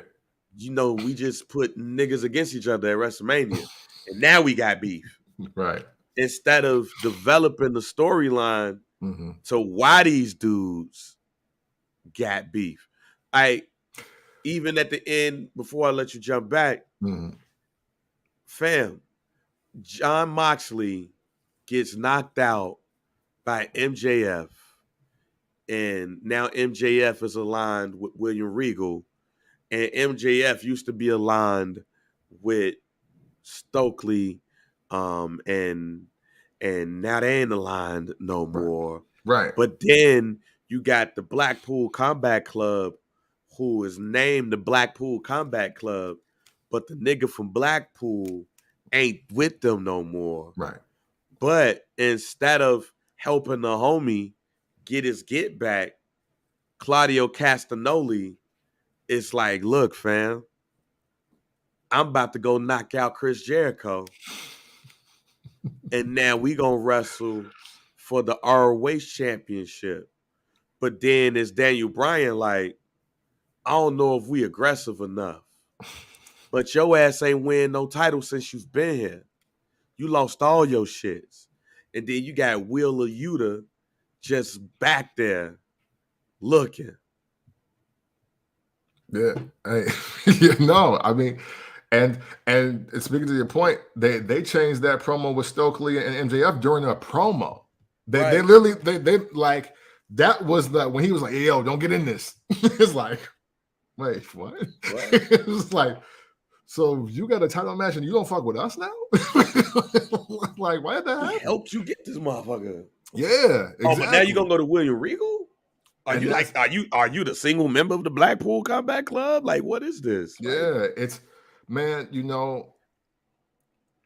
what I've noticed, and I don't know, y'all can correct me if I'm wrong, but every time I tune into AEW, whether it's clips on YouTube or I catch the full show or whenever I see a bunch of men and women who don't truly know how to get cheered or booed.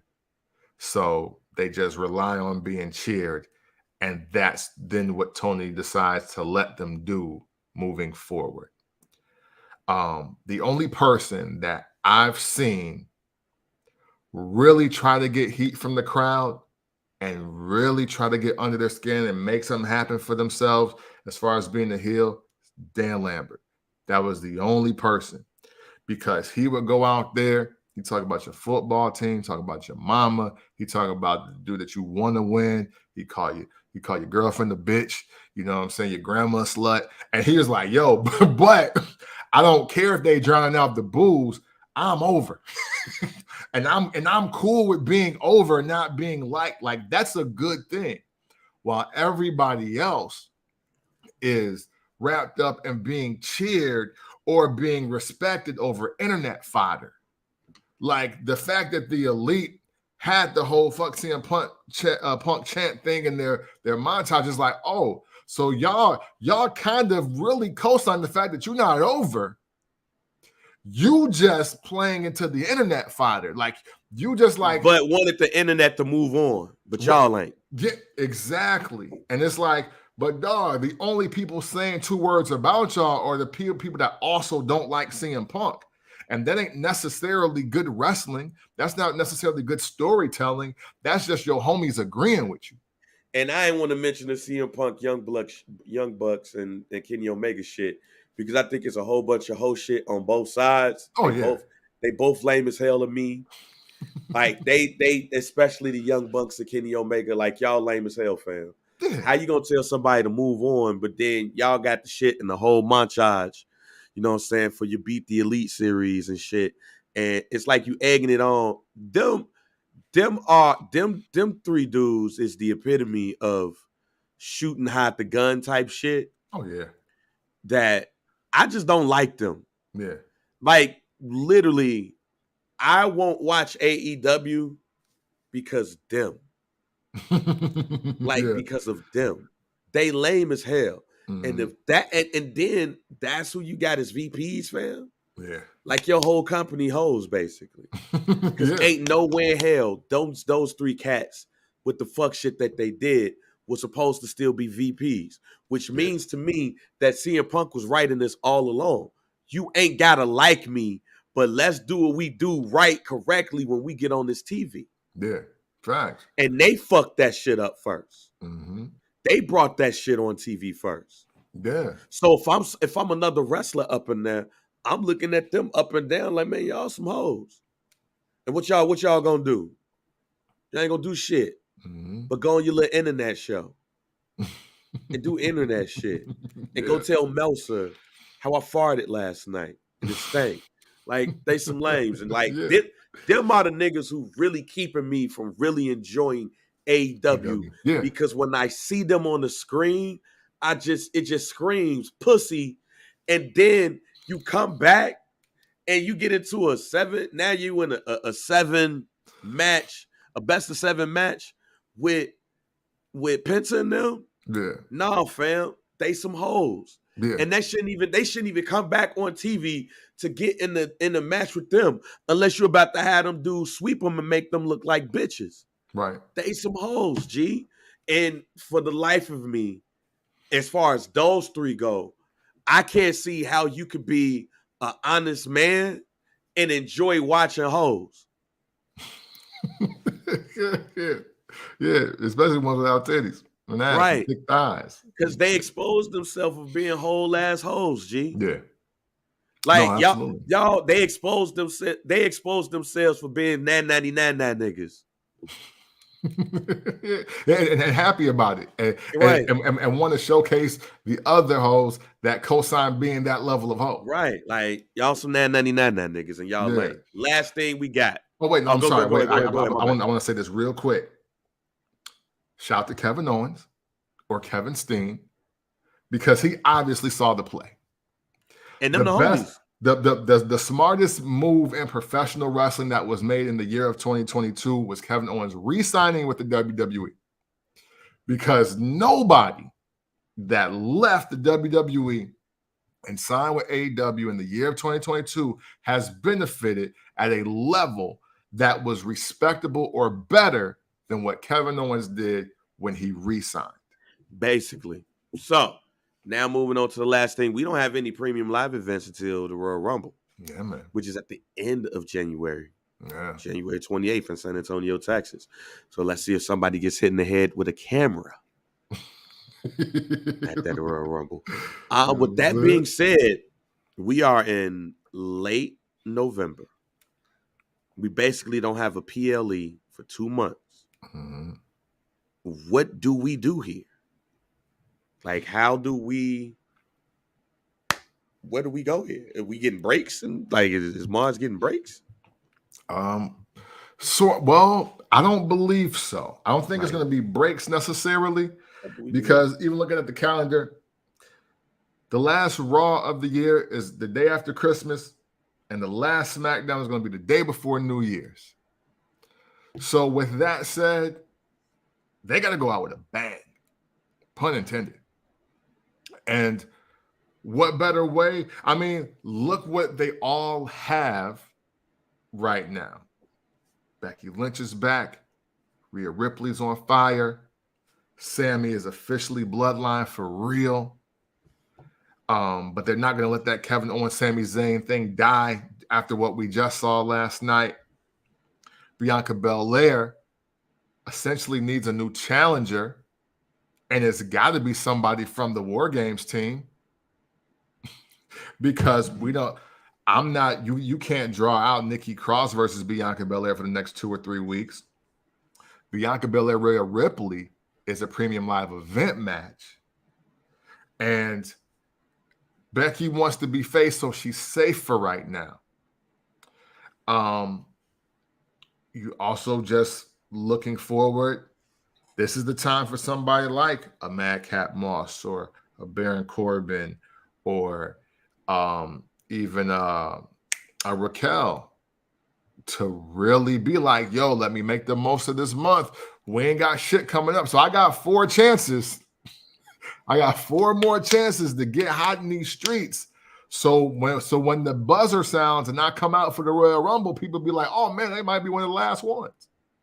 Versus, oh, you got about 3 minutes. You're gonna be done by the time number 15 get in there. So yeah, I'm expecting not them to mail it in, but they gotta catch fire for the Royal Rumble, because at this point, I'm okay with none of the bloodline being in the actual Royal Rumble. So that's 5 spots that you gotta get your shit ready to get ready for one of them. I mean, to get ready for them up until WrestleMania. So Triple H had mentioned last night, and Brando had mentioned it a little bit, that they said they may keep War Games as a specialty match to blow off, like a blow-off feud match. I think War Games is not. I think War Games, you do that and you plan the feud for War Games. Mm-hmm. Essentially what WCW did. You know what I'm saying? It's like, I don't think they planned the women's match in that way. I think they planned the men's match in that way. Mm-hmm. And that's, I think the way that they did that match is the best way of doing it. And you have to have something going into that and just plant the seeds until you get there. Mm-hmm. I think that, like, Money in the Bank should not be a pay-per-view. It should be a match and an event. Same thing, blended to each other. Hell in a Cell should be what Triple H said. That should be a blow-off. Mm-hmm. It's like, all right, we ain't got no other way to fix this shit. Right. It's Hell in a Cell. Mm-hmm. Yes. You know what I'm saying? That shit. With that being said, though, I think it's time to bring some shits back. Okay. They canceled day one. And I'm glad that they canceled day one. Because the first Raw of the year and the first SmackDown of the year should be treated as day one. The day after Raw, I mean the New Day Raw and the New Year Raw and the New Year SmackDown used to be lit. Yeah. That's what you have to get to if it's not going to be a premium live event until January 28th. Right. But then here's another one too. Bring back Saturday night's main event. That should go between, man. Triple H, Nick Khan, Stephanie. Go talk to NBC, fam. Get one of them Saturday nights again. Bring back Saturday night's main event. Don't make it a Super SmackDown Live. Those are not special no more. Don't give us an overbloated Raw because it's already overbloated. Give us an hour on network television on the NBC and give us a couple of matches and the shit to run the fuse around. That's what we got. The mega powers exploding. That's what we got. That's what we got. Hulk Hogan losing the championship with the weird ass refs. It used to go down on Saturday night's main event. Yeah. Special night. Special moment. Network television. You got 2 months. Give us that in between to advance that storyline. And then you have the Royal Rumble. And then you have Elimination Chamber. And we good from there. Don't give us the overbloated SmackDowns and Raws. Give us the 1 or 2 hour special network presentation. Yeah, see, I disagree with that for everything that you said about Raw and SmackDown. Like, see, remember, it wasn't just about the Attitude Era per se, but there was a pocket of time where you could not miss Raw. And you feel like you can miss Raw or SmackDown right now. You damn right. That's why you got to do one special. No. That's why you got to make Raw and SmackDown better. Like Raw's 3 hours. You're coming from a perspective, and I totally understand. You coming from a perspective of Saturday night's main event being when Gorilla Monsoon and Bobby Heenan were on primetime wrestling for like an hour and a half, 2 hours, but it was really about them and telling stories throughout Superstars and Saturday night's main event and such.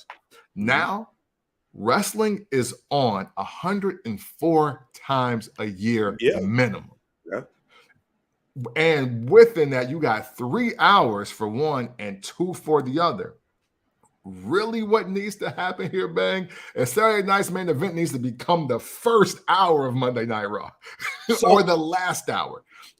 And I say that for this because if you and this is why I've always been against 12 months of 12 premium live events. Oh yeah, because you literally do take away from the anchors, which is Raw and SmackDown.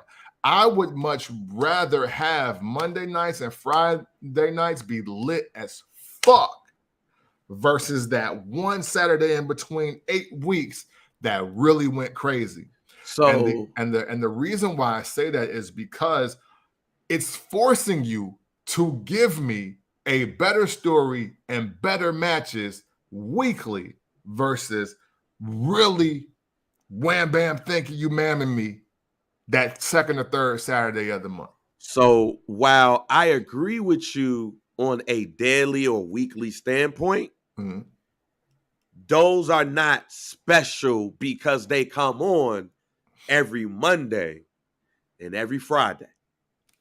Okay. They are what they are, weekly episodic television shows.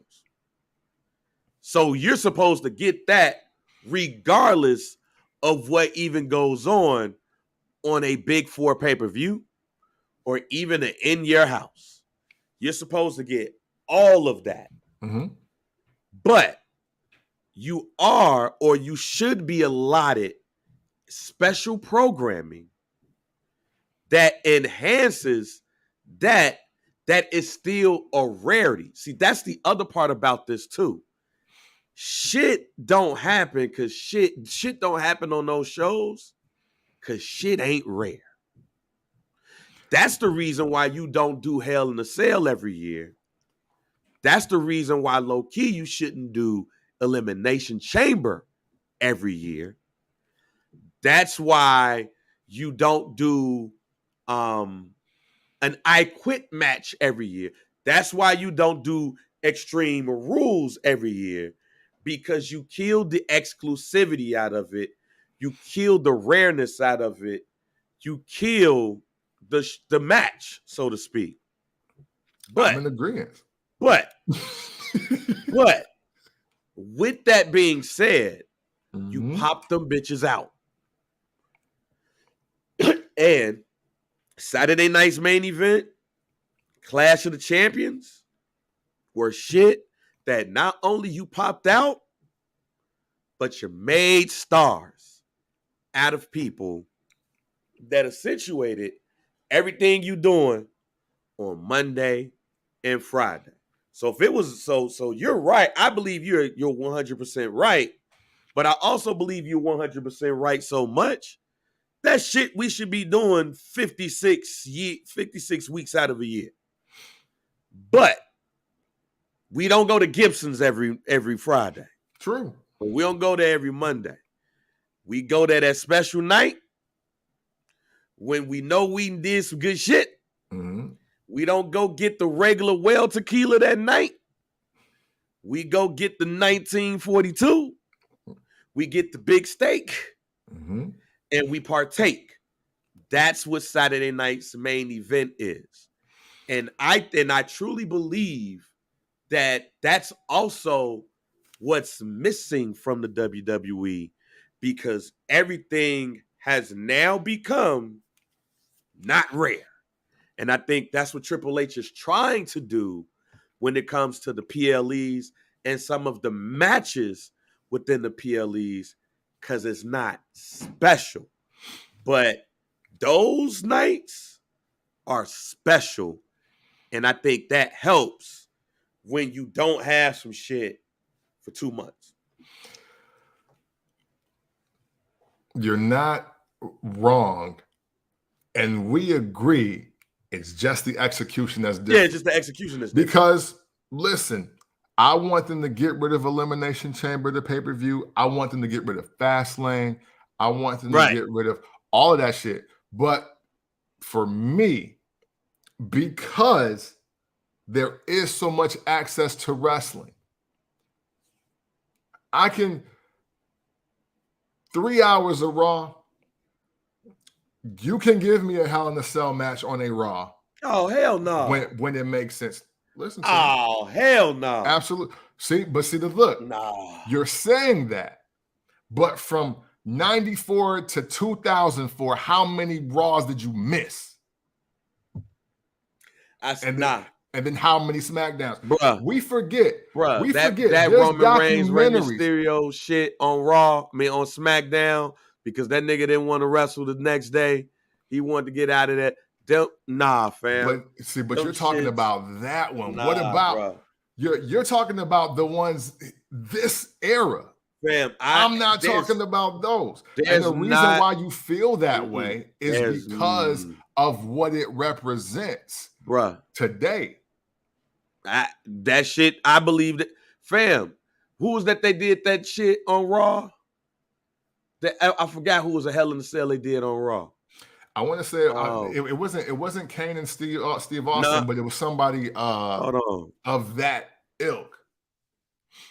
And that shit went up because but we also weren't getting Hell in a Cell matches quarterly, I ain't gonna semi-annually. It ain't go up for me. That's what, that's what it was. The Undertaker and Stone Cold versus Mankind and Kane. It was a tornado match. It was on Raw. It was like, why are we doing this? It was the second one. Why is we doing that? And it was one. Go ahead. Why would we not when Raw is the best program on television? We gotta the thing is, as soon as you put that shit on regular television, for me, I'm just saying for me, as soon as you put them shits on regular television, them shits ain't special no more. They for the streets. Well, see, okay, but I would challenge you to say that means you don't think highly of the people in the match. You just care about the match. No. That's me. That's actually me thinking highly of the people in the match because that match is so special.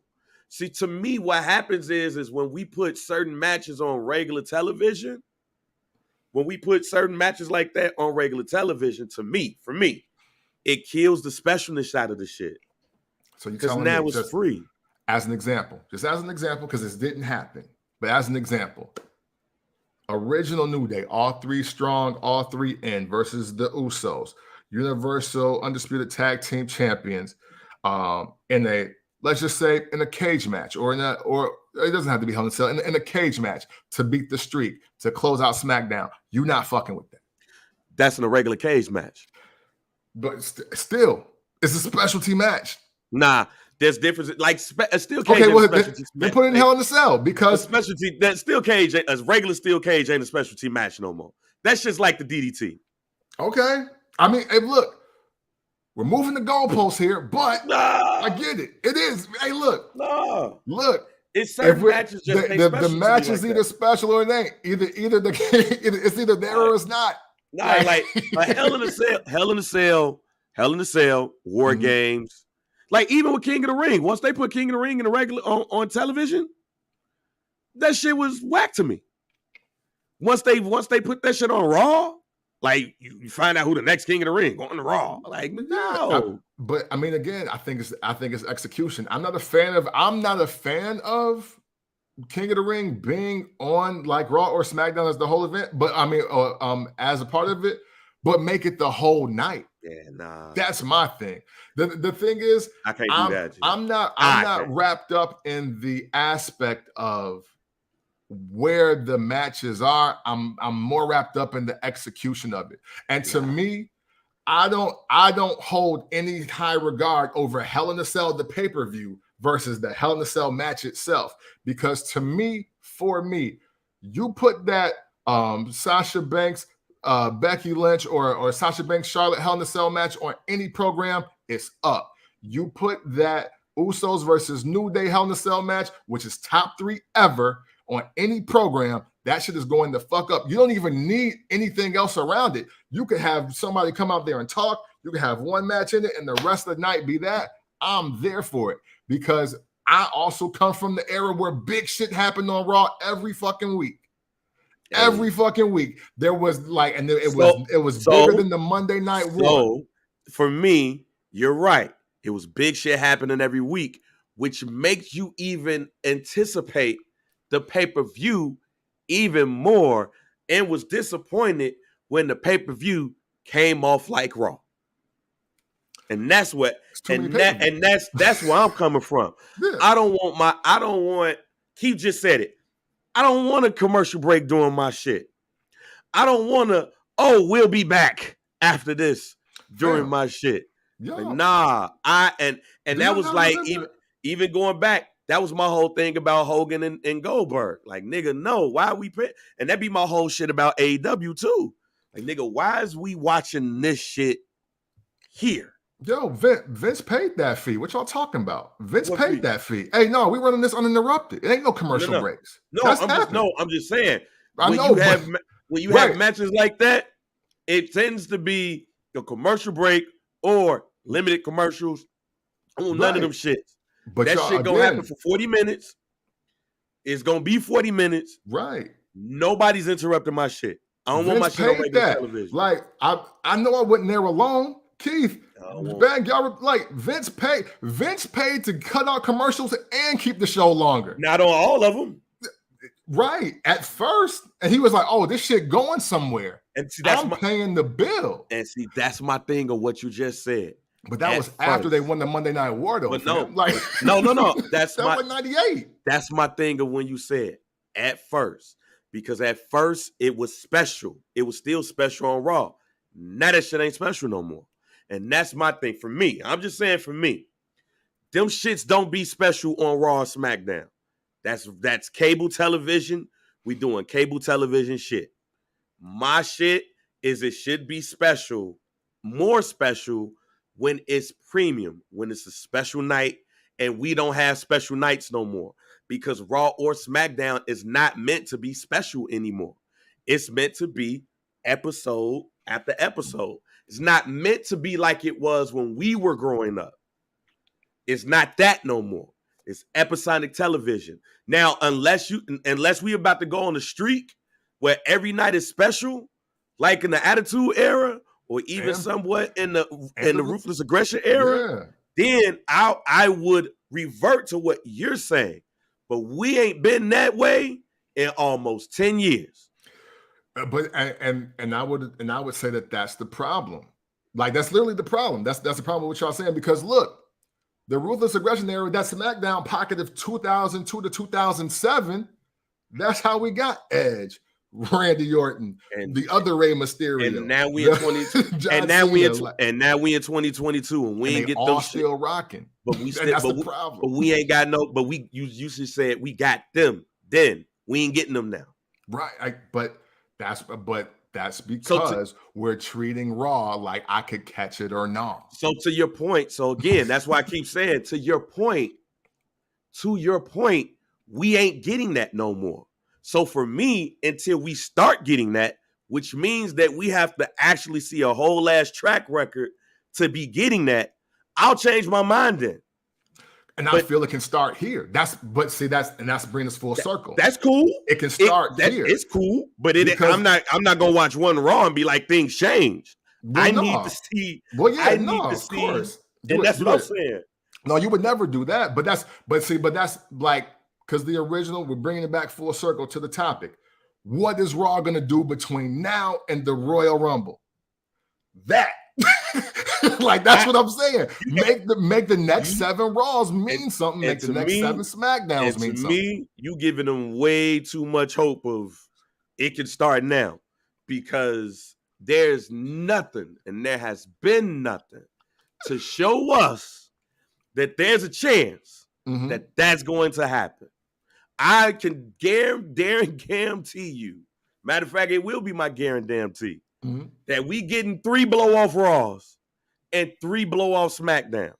One of them SmackDowns is going to be a highlight show. And until you show me differently, that day after the New Year Raw is gonna be Huff. Because that shit's been Huff even before we had the day 1 pay-per-view.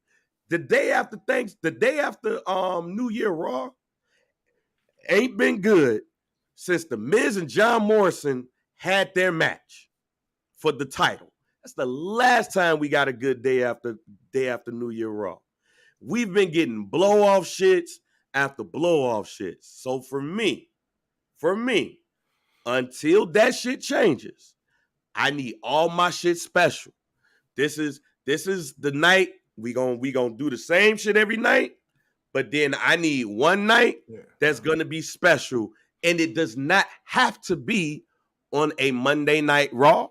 It does not have to be on a SmackDown, because historically in the WWE, when we've had those shits have been done as a special event. It's Guardians of the Galaxy Christmas special type shit. Hey, it's this Tuesday in Texas. We need them because of what you have done with Raw and SmackDown. And that's not going to change for me until they actually show a track record. Are we going to watch? We still going to watch. Yeah, but it's not going to be as special to me as those other nights could have been. See? Because Hulk Hogan and Goldberg would have been a whole lot specialer if that shit was on Sunday night at a pay-per-view. Yeah, that's... Of course, right? But that's Hulk Hogan. and that's Hulk Hogan versus Goldberg. And I totally get your sentiment. But you're also talking about the same time where, again, every Nitro meant something. See, I don't... Roman Reigns is Hulk Hogan right now. My gear ain't, hey, we could just blow off 3 or 4 Raws and SmackDowns and I still want to catch this pay-per-view that bad. you've seen me on this program over the last 5 years literally check out. I said one I was like, who the fuck wrestling tonight? Because I miss Raw. And that's my thing. It's like, if you're not gonna make Raw special, why do I feel like I gotta see this other shit then? Just be like, because I mean, did we not have the pay-per-views been mid-conversation several times with our audience here? I totally get the lack of faith. And that's why, again, bringing it full circle back to the topic, this is why the best time for Paul and Steph and Nick, what y'all got to do from now, November 28th, I think it is Monday, until January 28th, you got to make Raw and SmackDown mean something because it's the Royal Rumble. I didn't grow up with there being a pay-per-view every month. No. I didn't grow up with it having to be specialty matches every single month. I didn't grow up that way. So I just remember wrestling being dope as fuck every week, and that was enough for me. But you know what you also grew up in? Yo. You also grew up in the Saturday Night's Main Event Clash of Champions era. Right. When wrestling came on for maybe 90 minutes the entire week before that. Now it's on for 5 fucking hours. You telling me you gonna give me mid-5 for 5 hours a week and you still want me to buy some shit? Nah. Well, Saturday Night's Main that's going out on 10 dates and getting a hand job. No, not Saturday Night's Main Event. You just suck my dick 3 dates in. Well, the good thing about Saturday Night's Main Event Clash of Champions, them shits was free. Yeah, they were. But again, Superstars was an hour. Mm-hmm. It was an hour. Mm-hmm. Mm-hmm. Hey, yo, 45 minutes of primetime wrestling was Heenan. Mm-hmm. And shit. I didn't even care about the matches. And now 45 minutes of Raw is actually wrestling. Yeah. And the other 2:15 is. No, hey, right. You're right. And that's and what was the best match in the pay-per-view last night? The main event. And that was storytelling throughout, not necessarily the specialty matches. It was just great story being told throughout the weeks on SmackDown. It's just it's never going to be a bad idea to detail and tell a story for matches. Like that's just what it is. Like once they found the sweet spot, there was no match at a premium live event or a specialty a program without a story attached to it. Like you were not gonna see Madcap Moss versus Ricochet. You know what I mean? Like that shit ain't just gonna happen. Like what the fuck happened between them? Like why are they here? I'll cap this off by saying this. If these next 7, 8, yeah, 7, I think 7 Raw SmackDowns be on point, I retract my statement. But what I will also say is this: I don't need to see Hell in a Cell on Raw. I don't need to see Money in the Bank on SmackDown. I don't need to see none of them shits. Yeah, I don't need to see none of them shits on cable television because there's cable television and there's specialty and there's special, which is your pay-per-views. I think those are where those are needed.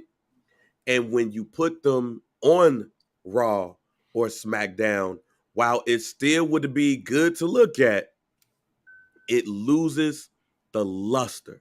And I think that's what and that's partly what Triple H said in that scrum last night, where we've been doing these shit so much that it loses its luster. And we about to put the gold back on this bitch. All for that. And just to be clear, because I agree with that statement. I agree with Paul's statement. I agree with Triple H's statement. But the thing is with that, how do you do that? By adding extra programming when you steadily cranking out 5s. It's almost like the thought of, yo, if I if I kiss enough frogs, there'll be a prince. No, bitch, go get the prince. Stop fucking with frogs. That's what you were supposed to do. That's why Disney ain't real. I just think that there should be better quality throughout the week that makes me even want to care about anything else anyway, because I do agree with Triple H. That is a great point. Everything has been overused, but I think that comes from us, again, watching a minimum of 5 hours. I forgot about NXT. So you got about 6-7 hours of wrestling, and we are not at the fever pitch that we have been over the years. And I think that is the problem as well. So hopefully they figure it out. They got 7 weeks to impress us as wrestling fans, man. Man, what the fuck? And I hope they do that. You know what I'm saying? What the fuck just happened? What's up, bro? Why should I pay for Peacock? If the Bloodline War Games was a main event on Raw SmackDown, why should I pay? See, Keith, you're totally missing the point here, my brother.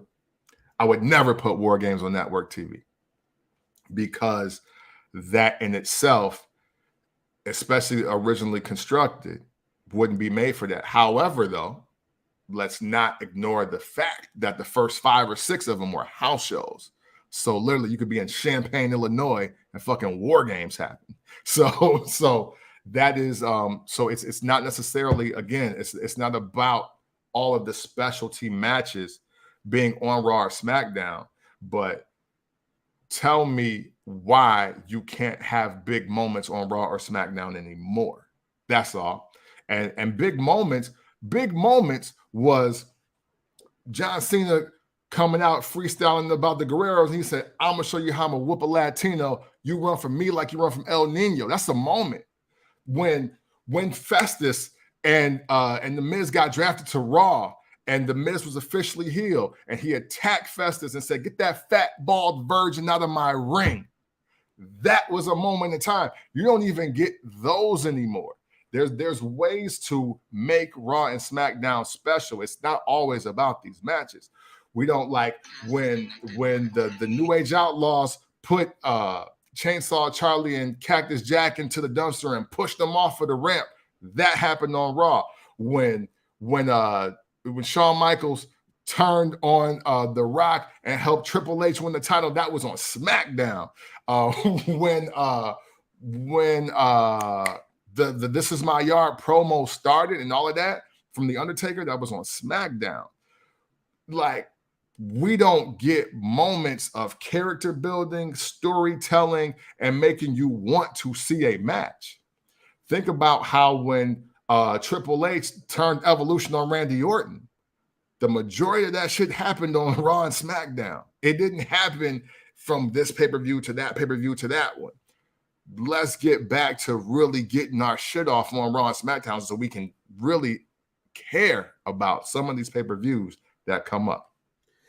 All right, man. We got any guarantees? Yeah, I am. My guarantee again this week is Seth Rollins is going to win the Royal Rumble, and hey, the next 7 weeks should be a great campaign of why he's going to do that, and I look forward to seeing it. Hey, man, my guarantee I already told you. You're getting 3 blow-off Raws and SmackDowns. Yeah. So, hey, make sure y'all tune in. You know what I'm saying? Tune in. Let Bang know if he is right or wrong about the blow-off Raws and SmackDowns. He's expecting 3 out of 7. That means that technically that Raw and SmackDown would win the series against them, but it wouldn't negate from the fact that he was right. And hashtag Bang be knowing y'all gave me some bullshit 3 weeks out of the 7, and that's all I'm saying. All right, man. Go ahead and end this off, Jack. Hey, man, we appreciate y'all checking out the show, man, each and every week. We love to see the live stream go up too as well. Nothing like talking wrestling in real time with the people that really mess with it in a real way. But keep on with your likes, your comments, your shares, your tags, questions, rumor and innuendo, theory, hypotheses, not Austin, though. You did what I'm saying? All of it is great. Obviously, Bang and I can do the show without all of you, but we'd rather not, because you being a part of the process makes it that much greater. And we hope you continue to do that. So please, whenever you want to talk about wrestling in an unconventional way, you do so by checking out the First Black Champ podcast. Pick, bang, we are out. Fuck the Young Bucks and Johnny Wrestling. There we go.